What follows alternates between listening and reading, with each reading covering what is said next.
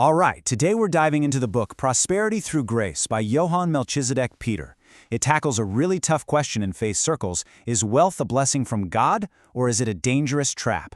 Well, the author claims it can be both, and he offers what he calls a balanced perspective on how you can tell the difference. Let's get into it.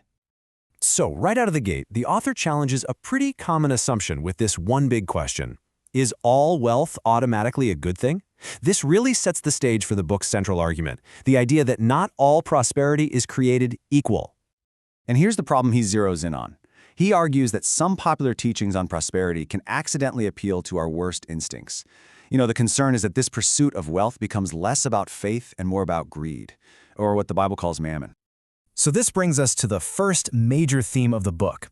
Now, the author isn't rejecting the whole idea of prosperity. Not at all. Instead, he wants to take it apart to separate what he sees as a true divine blessing from what he calls a dangerous counterfeit. Here it is, the foundational argument, plain and simple. The author believes there are only two sources for wealth. It's either a pure blessing from God or it's a deceptive curse from the devil. And that leads to the crucial question: how on earth can you tell them apart?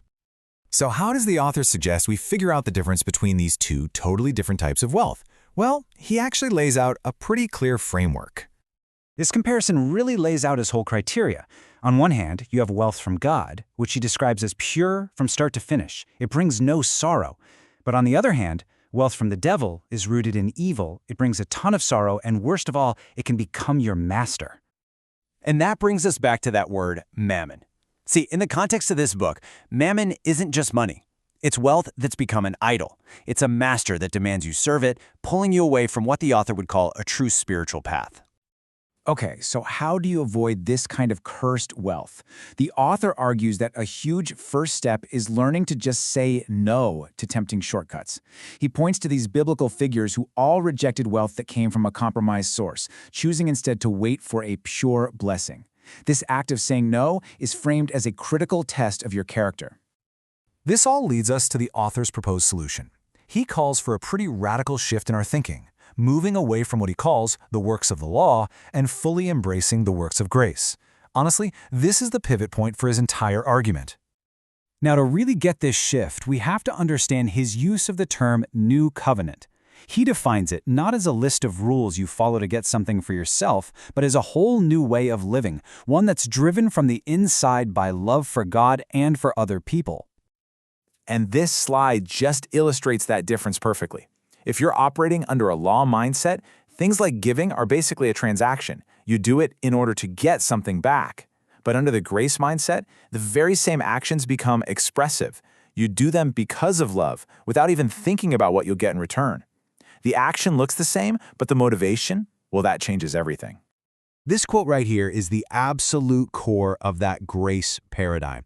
The author's big point is that under this new covenant, believers don't give in order to become blessed. He argues that they are already blessed because of their faith, so any giving isn't some attempt to earn favor. It's just the natural overflow from a place of spiritual abundance they already have. Okay, so if prosperity isn't about following a bunch of external rules to get paid, then where does it come from? This next section really dives into that, shifting the focus away from the external and on to the internal. The author's claim is pretty direct. True, blessed prosperity doesn't start with chasing money. It starts with cultivating a very specific internal spiritual state. He argues that once your inner world is aligned with grace, your outer world, including your finances, will naturally follow. And he actually gives us 3 keys to unlock this inner state. First is humility.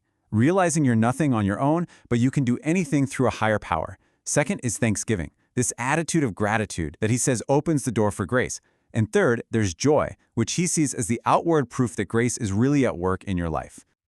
Now, let's say someone achieves this kind of grace-based prosperity. What is it for? That brings us to the author's conclusion, where he spells out what he believes is the ultimate purpose of this kind of divinely sourced wealth. The author is super clear on this point. This type of wealth is not for personal indulgence. It's not for a bigger house or a fancier car. It has a much larger collective purpose that's focused entirely on what he calls kingdom building. And he has a very specific vision for this kingdom building. One of the primary goals he outlines is using this wealth to fund centers for 24-hour praise and worship all around the globe. So, in a nutshell, the author is envisioning this huge, future, great transfer of wealth. But the wealth itself isn't the end goal. It's a tool. Its purpose is to demonstrate spiritual authority over the world of finance, to build global sanctuaries, and ultimately to prepare the church for what he describes as its final chapter. And that leaves us with this final thought. The one idea running through this entire book is that your motivation is everything. It reframes the whole conversation, suggesting that the source of our wealth and the purpose we have for it are what define it as either a blessing or a curse. It's a pretty compelling question to think about. What if the why behind our goals is way more important than the what we actually accumulate?